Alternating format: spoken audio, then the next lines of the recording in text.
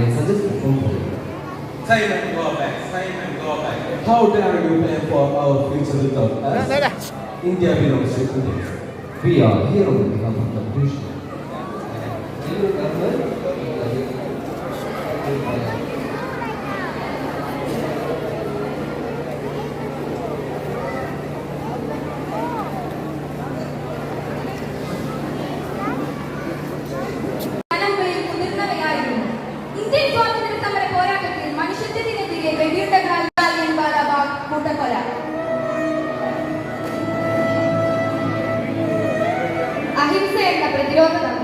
എത്രത്തോളം ശക്തമായ രാഷ്ട്രീയ ആയുധമാണെന്ന് ഇന്ത്യ ലോകത്തോട് വിളിച്ചു പറഞ്ഞ സമരങ്ങളാണ്.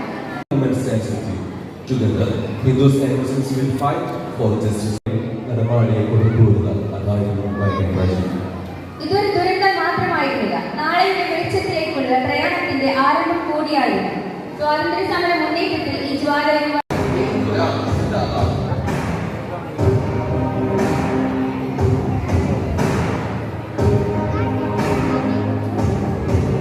മാർച്ച് 12-ന് ഐതിഹാസികമായ ദണ്ഡി യാത്ര ആരംഭിക്കുകയായിരുന്നു. സബർമതി ആശ്രമത്തിൽ നിന്നും ദണ്ഡി കടപ്പുറത്തേക്ക് 240 മൈലുകളോളം പദയാത്ര നടത്തി ഇന്ത്യൻ ചരിത്രത്തിൽ ഇടം നേടുകയായിരുന്നു. ഇത് വെറുമൊരു ചരിത്രക്കുറിക്കൽ മാത്രമായിരുന്നില്ല, മറിച്ച് അഹിംസയുടെ പാതയിൽ സ്വാതന്ത്ര്യ നിഷേധത്തിനെതിരെയുള്ള ഒരു നടപടിയേറ്റം കൂടിയായിരുന്നു. അതിൽ ജയിക്കുക തന്നെ ചെയ്തു.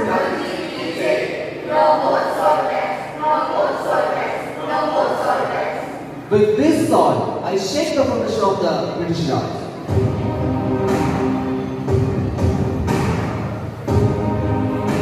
പുതിയൊരു സമരമുഖത്തിന് തിരികൊളുത്തിയ ഉപ്പ് സത്യാഗ്രഹം ജനങ്ങളുടെ സ്വദേശാഭിമാനം വാനോളം ഉയർത്തി.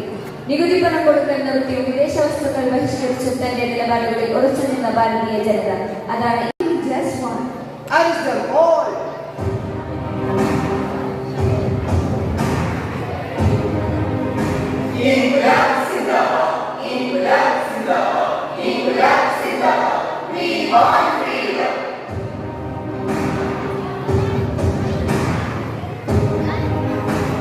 അഹിംസയുടെയും ഐക്യത്തിന്റെയും മാർഗ്ഗെ നവഭാരതത്തിൽ തുടക്കമിട്ട മഹത്തായ പ്രസ്ഥാനം ഇന്ത്യൻ സ്വാതന്ത്ര്യ സമരത്തിന്റെ തിരശ്ശീലത്തോടെയിരിക്കുക ചരിത്ര നിർണായകമെന്ന ക്വിറ്റ് ഇന്ത്യ.